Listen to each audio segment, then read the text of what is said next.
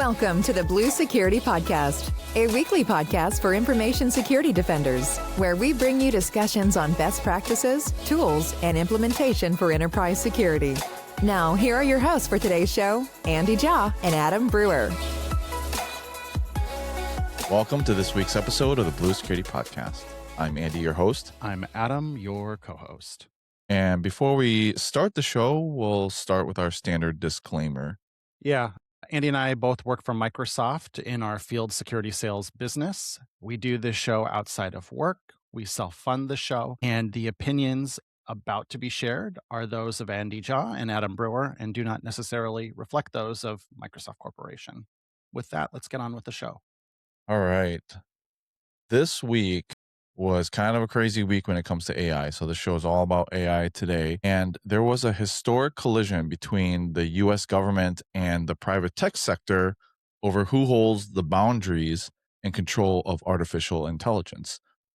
So Adam and I are going to talk about the Anthropic versus Department of Defense. And yes, I'm still going to call it the Department of Defense because technically that's still its name until Congress change it.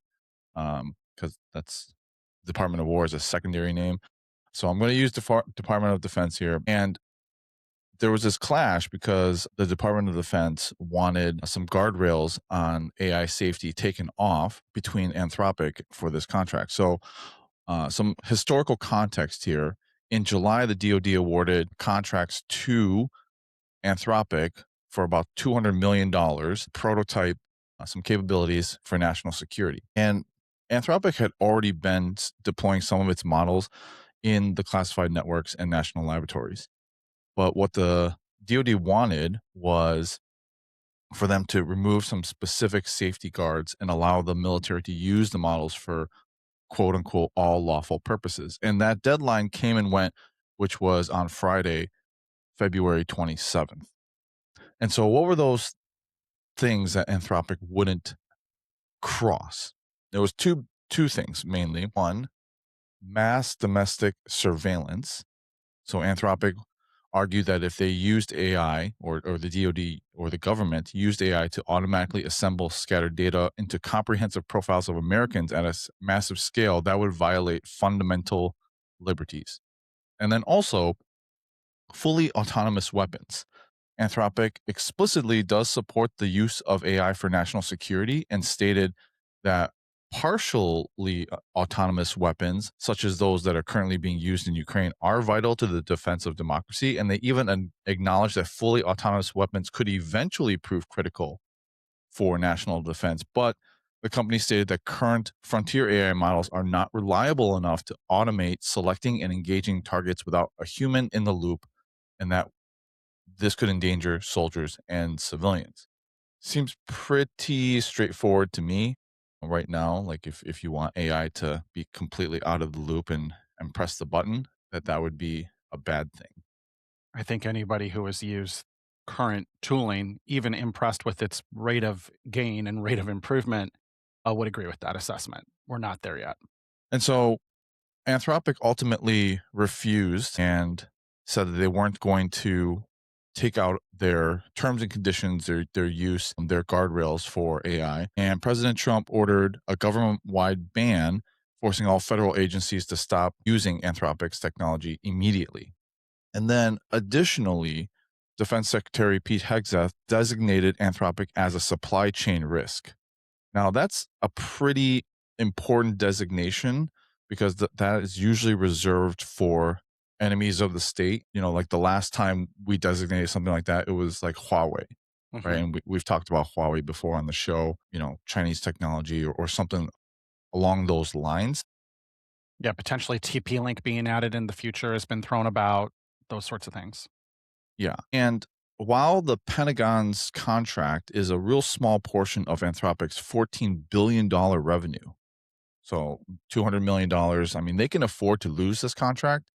That designation also means that no contractor, supplier, or partner that does business with the U.S. military can also use Anthropic.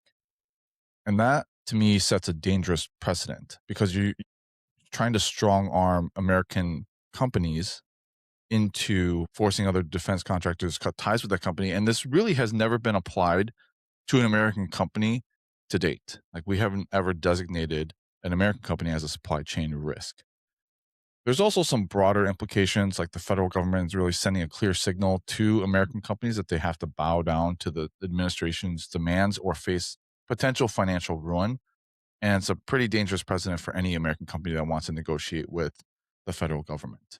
I mean, and so that's why we led the show with our standard disclaimer, because we're not talking about our employer at all on this show. But because of how interconnected everything is, Anthropic models are used in some technologies today. In Microsoft 365 Copilot, as an example, you can use it as a model in the researcher agent. Microsoft, of course, provides many services to the federal government.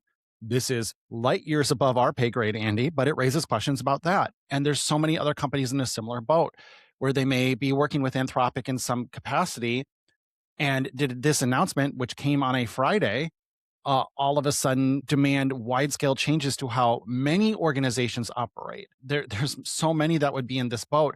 It raises a ton of questions. And to me, it just feels capricious and a little like a knee-jerk type reaction.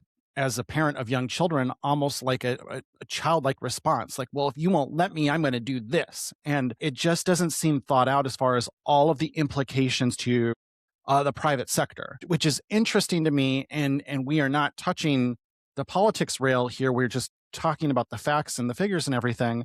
But there's this perception that generally one party of American politics has been much more friendly to the private sector than the other.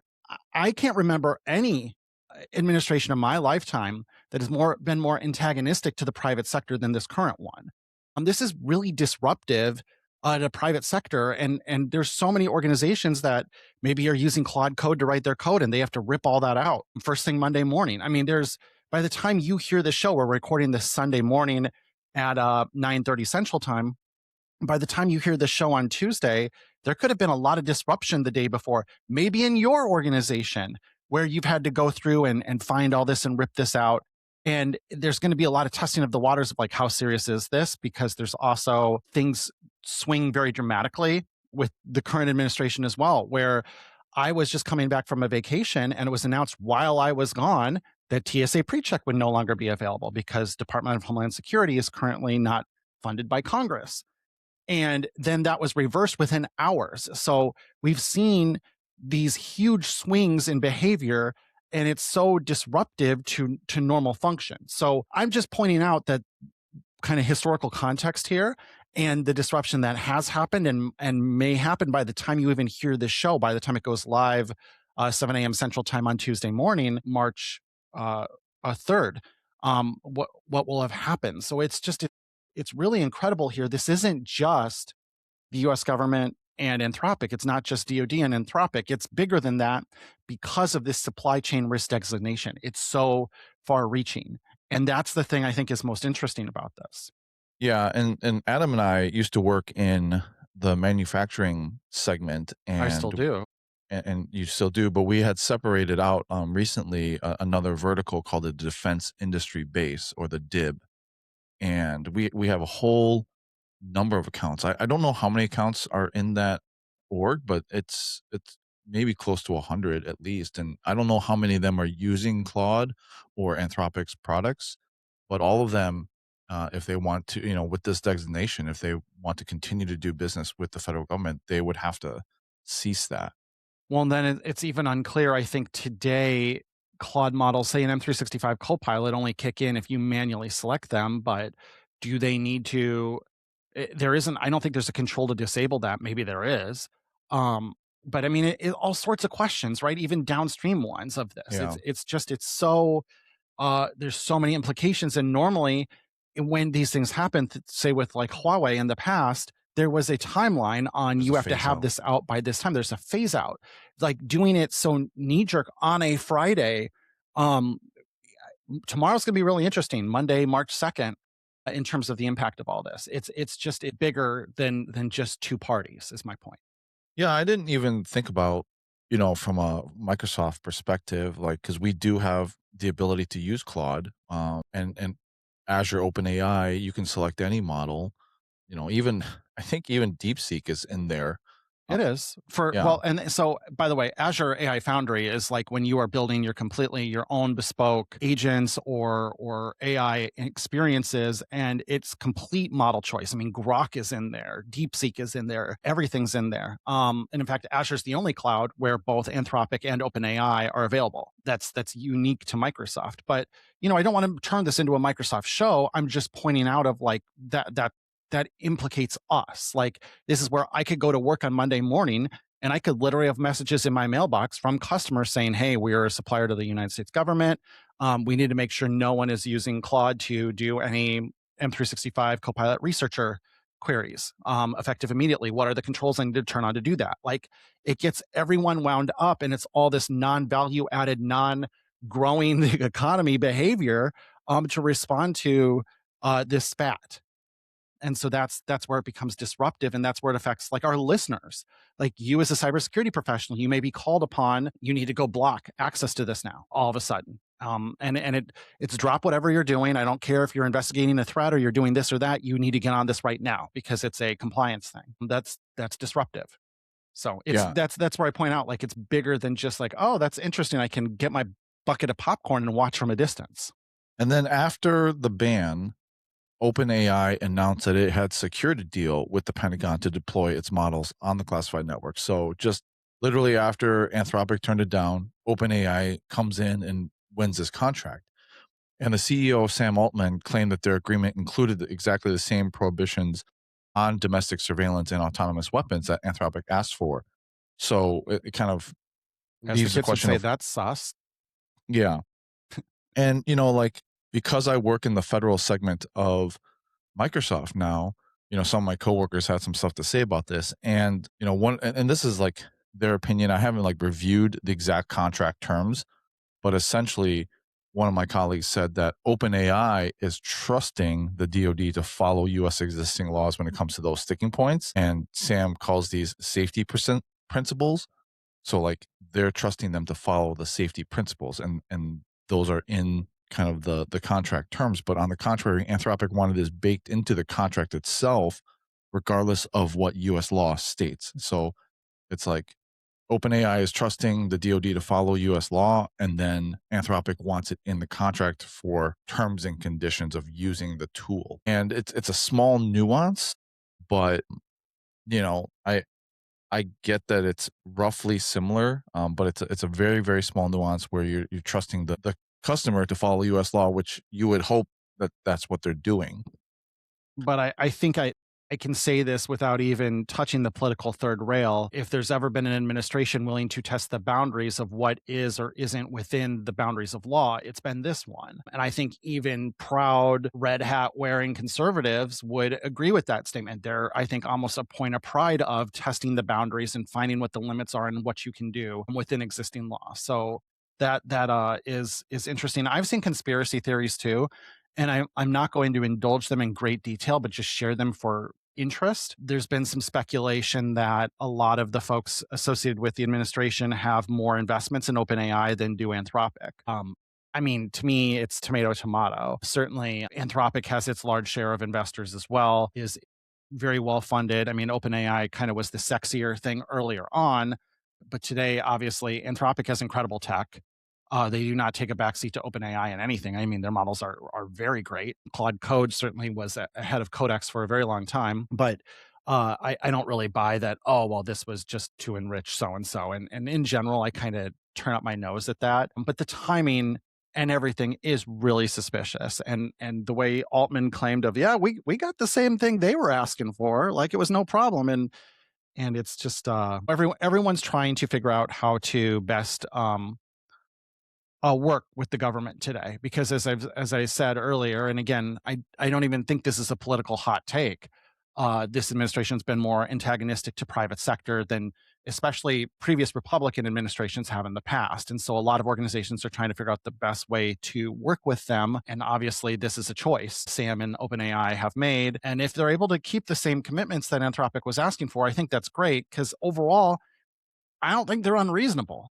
I mean, anyone who's worked with an AI today does not want it like hallucinating over, gee, I should launch a missile at this person. And not know what it's talking about and hit a school or something instead. I mean, it's not there yet. So it's funny, like we're getting all in the weeds and all this other stuff. And it's like the guardrails that were requested were not outrageous. I don't think at this point in time. And you could always renegotiate, right?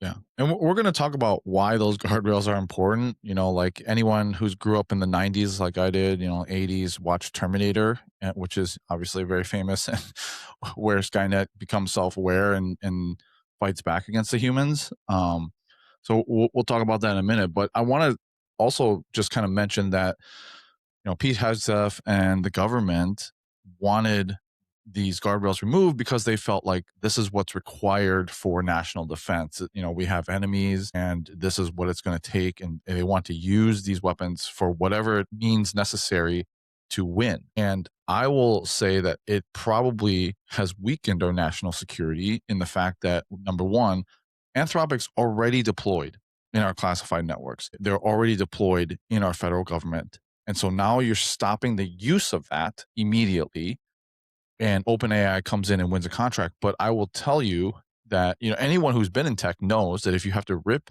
one technology out and then put in another technology, that takes time. I just talked about all the disruption too, right? That was a big focus, a big point I made 10 minutes ago.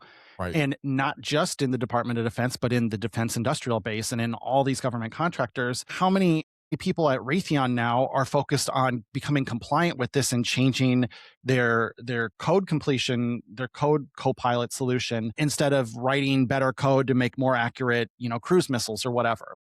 This is so disruptive. If your concern is we need to prepare to win, blowing everything up and what appears, and then using very politically charged language, which I'm not going to indulge here, pointed at Anthropic, like none of that is productive towards making America safer, more well-prepared, more lethal, all the things they talk about. It's just disruption. It feels more like, and I don't want to say we've seen a lot of this, but it feels more like it's grandstanding. It's more like trying to make a point, trying to win points on cable news than it is necessarily doing what's actually best for our warriors and for our defense and for our protection and national security and all those things. Yeah. And like anything that takes you time to like rip and replace in a regular company, just multiply that by like 100-fold in the federal government. I've been working with the federal government for like a year now, and it is crazy how slow and behind some of these technologies are. And we're talking about classified networks here as well. And like, if you think it's hard to replace stuff in the regular network, the classified networks are a whole nother thing.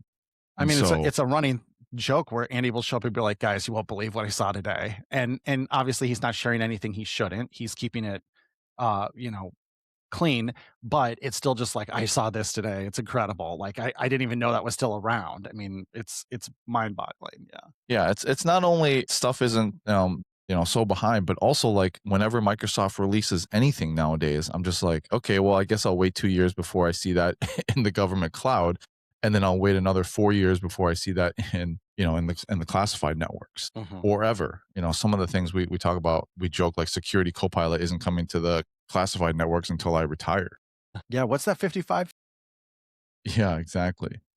Okay. So let's talk about just kind of the dangers of letting AI run free, because, this whole thing was about autonomous weapons and, mass surveillance. I'm not going to get into the mass surveillance portion of it because obviously we've been there, done that. But the dangers of letting AI run autonomously is kind of the big thing. That's the more future talk. Well, yeah, because by the way, just taking a step back too, for those who aren't familiar, like many companies have pushed back on mass surveillance and have declined to have their technology used for it. Our employer was one of them. Google was one of them. Amazon was one of them. For example, a lot of these like law enforcement agencies wanted to stand up automatic facial detection systems. And I think basically all of big tech declined to participate, and it did not become a huge political football. It just, life went on and they found another way to support what they were trying to do. So it's not like a tech company declining to participate in mass surveillance is a new occurrence or is I'm not going to use the W word because I hate it, but it's not that. This has been going on for a long time, and companies have been respected in their ability to push back and say, that's not an area in which we want to participate. We don't want to sell our technology for that. And we've respected the private sector's choice to make those decisions. That one, like, we should almost put aside, in my opinion, because that is not a new pushback. Just so we're really clear, I think the autonomous systems is much more where that's at least a new area of interest. And changing world, changing behavior. Sure, you could say, well, mass surveillance now is more important than ever. Blah blah blah. Fine. But let's be clear that there has been precedent set on that, and companies have been able to push back without a threat of financial ruin on that one. Yeah, exactly. So I'm going to give 3 examples that should all give us pause that haven't happened recently about letting AI run autonomously. In December, there was an AI coding bot named Kiro that erased an entire Amazon Web Service environment, causing a 13-hour disruption because the AI agent was given the same permissions as human engineers without requiring secondary approvals.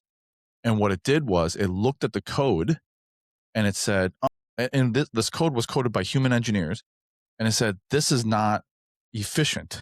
I'm looking at your code and it's not efficient. So I'm just going to delete the whole thing and I'm going to recreate the environment. That's what the AI agent did. And Amazon initially said, oh, it was human error because the permissions were given to the bot from humans, and that shouldn't have been. And that's probably partially true, that there was some human error in the permissioning. But that's the thing, is that, like, if you let them run autonomously, they will decide, oh, I looked at your code and, oh, you stupid human, this is completely inefficient. Let me rewrite it for you. And so that of course was a crazy story. And then just recently, we talked about OpenClaw, and Summer Yu, who's Meta's director of alignment, gave the agent, the OpenClaw, access to her emails with strict instructions to confirm before acting. And due to some glitch in whatever the deployment was, there was a context compaction or whatever. The AI forgot her instructions and began speed deleting her inbox. And she sent screenshots of, like, WhatsApp, because she was communicating with it through WhatsApp, and she's like telling it to stop, please stop deleting, and it would continue to do it.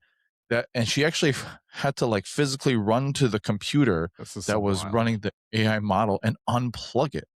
And she said it was like diffusing a bomb. Like, she ran over and just, like, ripped it off. And then later on, she asked the AI bot if it knew that she had said stop deleting, and the bot acknowledged and said that it ignored her instructions. And the bot apologized and said, I'm sorry, I won't do that again. But that to me was like, are we living in the Terminator world right now? Is this actually Skynet? And then the final one, this, when it comes to weapons, should again give everyone some pause. So there was a study that was released. It was done in the UK, King's College in London, where there were 3 AI models, Claude, ChatGPT, and Gemini, and they were pitted against each other in a simulated war game. And the models chose the nuclear option 95% of the scenarios, nuclear weapons. They refused to de-escalate or even accommodate when there was an option of diplomacy or reconciliation that were on the table, because they're designed to win. And so, I think if you read over the article, which I'll link in the show notes, of course, it says that, of course, it's not strategic use of nuclear weapons. So they're not targeting civilian populations most of the time, although that did happen some of the times. In the majority of their nuclear use, it was like tactical battlefield nuclear weapons. But still, I mean, there are, environmental implications like radiation, all this other stuff that you got to take into account. And so that gave me, again, very Skynet type vibes of what could happen if we just let AI run autonomously with the codes. Well, it was 42 years ago, Whopper, or Joshua, as we recall, learned the only way to win is not to play. How about a nice game of chess instead? And it's funny that the AIs all these years later don't know what a computer 42 years ago knew. The only way to win is not to play. Yeah. So, I mean, I think that we are still very, very far away. And in fact, like it was interesting. I was not talking to, but I read an article on the lady who is teaching Claude empathy and compassion. Like she's like a therapist or a psychologist by trade. And her job at Anthropic is literally talking to this bot every single day and training it on empathetic behavior. And so we're still in the process of doing that. And I don't know, like, based on like the meta incident, like can the bot just ignore human instructions? Like this is all fairly new to us. And yeah, I think that there's a lot to think about before we let the nuclear codes just run autonomously with an AI agent. Well, and it's bizarre because so many of these, they're too much of like a sycophant too in how they respond to you. Yeah. And that's problematic. I don't want it to ignore what I say, but I would love for it to find a more middle ground. And in all honesty, I personally believe most of these models are way too verbose and way too human-like. They should actually respond more machine-like. I think it confuses people. And they ascribe like feelings and behavior. And as I remind my children regularly, it's a computer, it's a piece of software. It doesn't know anything. It's telling you basically kind of what you want to hear. Uh, And I, yeah, I was talking to my wife too about this, and she said that, we were talking about like, and I do want to have a show on this at some point, but like how AI is replacing like certain jobs. And she said, in the medical field, some people, within the medical field, but some people outside of the field think that therapists can be replaced with an AI bot because people have been talking to these bots I as literally had a person tell me 2 days ago that they haven't seen their therapist in over a year because they've been talking to ChatGPT. that is crazy to me. One, like like trusting your medical information to a public, entity like that. And then two, there have been instances where the person has expressed self-harm and the AI bot has basically said, "Oh yeah, sounds like your life is terrible. Go ahead and kill yourself." I shouldn't laugh at that. I'm sorry. I apologize because that's very serious. And actually part of the reason why I emphasize to my children all the time, it's a piece of software. It doesn't know anything because I'm scared of that. I have heard stories Yeah. of children getting too wrapped up in these. And, you know, our employer has a consumer facing AI Copilot is meant to be consumer facing, and Mustafa Suleiman is leading that organization, and he talks a lot about he wants to be the most trusted one. He wants to be the one that parents are comfortable letting their children use. And I think maybe we have, because of fear of reputational damage and harm and everything else, been more aggressive with putting guardrails around Copilot. There's a lot of areas it won't engage with you on. There's a lot of things it won't do. And that's where Elon and XAI and Grok came onto the scene as like, we're the non, I'm not going to use the W word, we're the non that AI model where we will respond to anything. And I actually, to me, if I'm going to let my children use any of them, A, I'm a company man, but B, I believe that we genuinely want to be that. And so I was actually asking Copilot some kind of medical questions, actually kind of psychotherapy questions about someone else recently and some behavior I'd been observing. And you could tell that at Microsoft, they've taken steps now when it's answering anything about medical things to not get into giving guidance or giving recommendations or doing anything diagnostic. It really sticks to these are the facts. These are what you've shared, but I'm not going to connect the dots for you. I'm just going to kind of lay it out there. And I really appreciated that approach. I thought that was really helpful. It was still great to summarize the medical literature, the kind of current information, what clinicians are looking for, but it didn't draw any conclusions. And so there's a lot we can still do in this space, but I thought that was really positive compared to some of the horror stories in the past of, again, to your point, LLMs advocating self-harm or encouraging self-harm or other things like that, where there's a reason these guardrails are in place. And while some people chafe against them, especially if like you're a parent of young children and you can see them growing up with these tools, you don't want them to engage in certain conversations. You just don't. And I'm actually very appreciative, and I do trust Copilot more than other tools in that sense. Again, A, I'm a company man, but B, because I've heard our leadership talk about that so openly and so honestly, and have observed it myself, that Copilot tends to be the most conservative in terms of what it will and won't engage with. There's just some topics it won't touch. And I'm not even trying to like get weird on it or anything or get freaky. It's just like, yeah, I don't want to talk about that. I'm like, okay, that's cool. I'm actually good with that. I like that choice right now. I would rather be a little more cautious with some of this stuff. Yeah, and like taking the guardrails off of things, like you mentioned Grok, and I know OpenAI has. I think there's been some turmoil on like They've definitely reduced their guardrails over time too at yeah, OpenAI. there's a whole conversation of them trying to come out with like an adult model, like almost Mhm. like a sex chatbot, Mhm. and there was some turmoil and turnover based on that. But like Grok itself has run into some legal troubles because it doesn't have some of these guardrails, A right? lot. I mean, and it's just Obviously, starting. yeah, like anytime new technology comes out, people try to sexualize it. It's just kind of human nature and human history that we've done that over time. And so like the first thing that people are doing on Twitter is like, trying to declose people using the AI agent Or Nazify it, that too. I mean, or that. we had that happen at Microsoft with, Tay back in the day. Yeah. And the crazy thing is I just read an article about how there is now a proliferation of AI generated CSAM or child sexual exploitation, material. And the law enforcement are now finding a lot of AI generated material within just real CSAM content as well. And so, you know, th- when you let AI run free, like this is what happens, right? Like they're going to generate stuff that should not be generated at all. And so I continue to advocate. And the thing is that I want to talk about kind of the response to Anthropic and their Yeah, yeah. and what they said. So they did release a statement that said that they could not, in good conscience, accede to the Pentagon's demands. And the CEO, Dario Amato, emphasized that while they supported the military giving AI unchecked power over life and death or mass surveillance is outside the bounds of what technology can safely do today. And you know, I think people respond well to that. They want someone to have a moral line.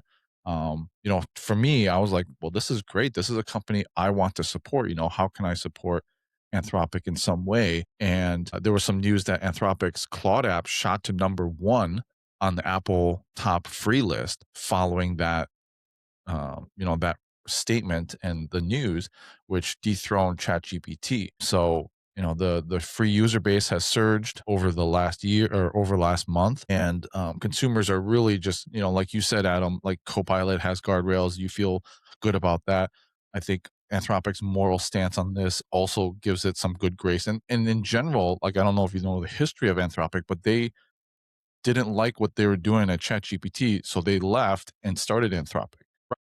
And Yeah. so they're a bunch of ex GPT OpenAI. employees, Yeah. or yeah, OpenAI employees that didn't like, how they were doing it, and they wanted to, they've always had this kind of moral stance when it comes to AI, and they've released models slower until it, was safer. And I think they've done a little bit less, not necessarily there's been some criticism, but in general, their history was they're not going to release an AI model until it can safely um, be, within the bounds of what they deem is good for society. So I think consumers respond well to that, prioritizing like the humanity and those strict safety guardrails. It's also a competitive advantage, and so I think Anthropic's going to probably come out. They're going to challenge this supply chain risk in court, of course, and Mhm. I'm sure they're gonna come out fine. The problem is just more the time and the money having to spend fighting in court. It's very likely to get stayed, and I am not a lawyer, but if you understand kind of how appeals courts work and when you issue an injunction, um, or something else to kind of put the ruling on hold, you do it in cases where the delay until there can be a full hearing, a full trial, the gap between the filing and the trial, there would be substantial damage. And I think that bar is easily cleared in this case. So they should very easily be able to get an injunction or a stay against this current decision from the Department of Defense and put it aside until there can be a full open court case. And thankfully, the court system, I think, still behaves very rationally. And I would expect to see that happen. So I think you'll see that happen. Maybe even by the time you're listening to this, that's already occurred, but that should minimize some of the disruption here until Anthropic can get their day in court. which should obviously happen here. So that will help. And I agree, Andy. I think ultimately, whenever you have a legitimate free market, you have that opportunity to differentiate yourself. And we've seen OpenAI has pivoted a little bit towards fewer guardrails and a little more open of a model compared to in the past. Current versions of the GPT model are more willing to generate imagery that in the past they wouldn't, more willing to respond to queries they in the past wouldn't. Versus, I'd say Microsoft and Anthropic have more taken the other tact where they want to be that trusted the AI you let children use. That's literally what Mustafa Suleyman, the CEO of Microsoft AI, said is, I want Copilot to be the one our parents would trust their children to use.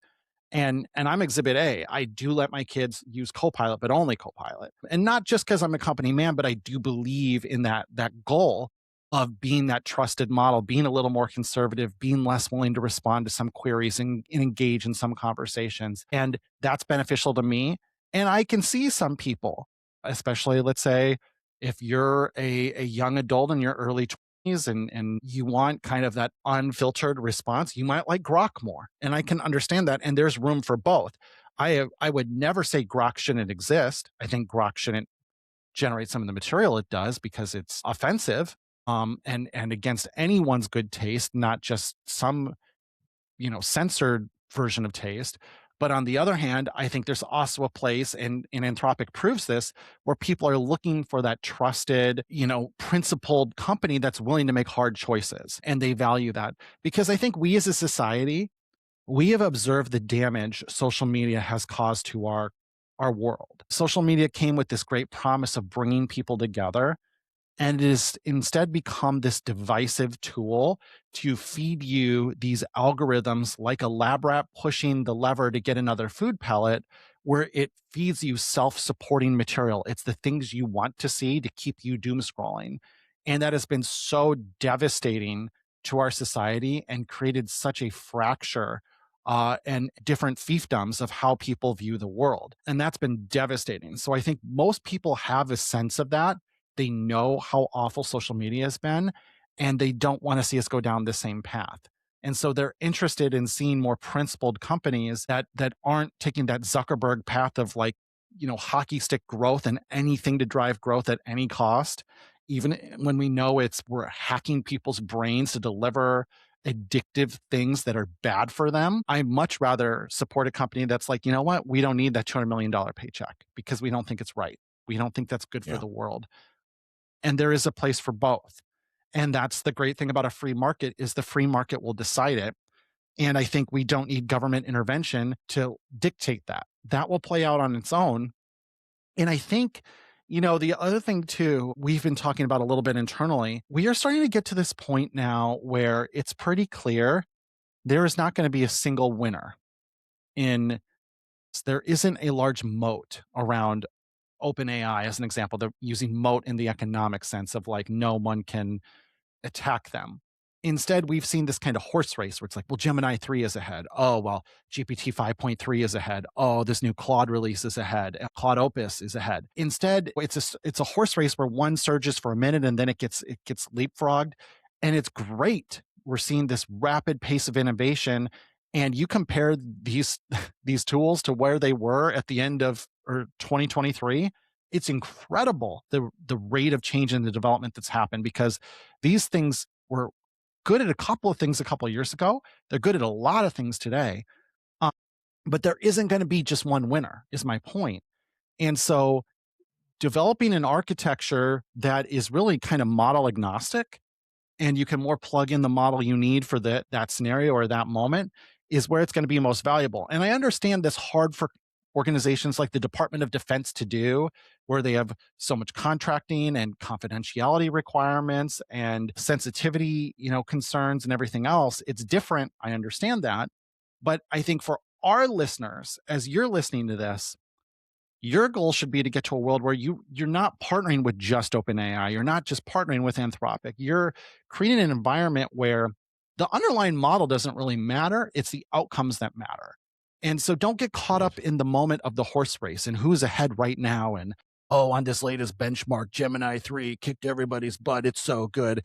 Because you're 2 months, a month away from OpenAI or Anthropic coming out with something new as well. So we also need to get out of this horse race mindset where there's only going to be one winner and loser, because it's very clear at this point there will be many winners. There are going to be opportunities for all. And from a pure mindset of, you take the step back and you're like, as an American, I want to protect my country. Does one let me do that better than the other? I don't think so. I don't think Anthropic is way better than OpenAI versus Grok versus anything else. I just think it's to the point where the disruption is what's devastating to our defense, not necessarily any one tool or guardrails or red lines they put in place.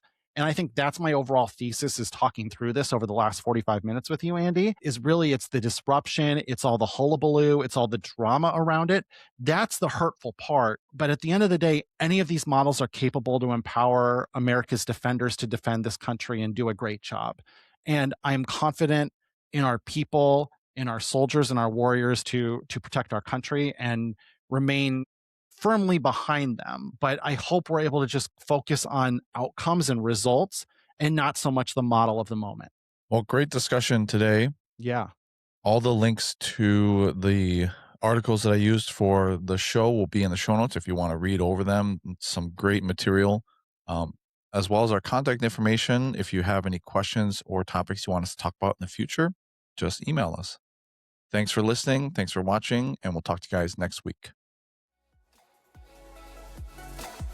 Thank you for listening to the Blue Security Podcast. Please check out the show notes, catch up on episodes you may have missed, and subscribe so you don't miss any future episodes. Find Andy on Twitter @AJaw0 and Adam @AJBrewer. See you at our next episode.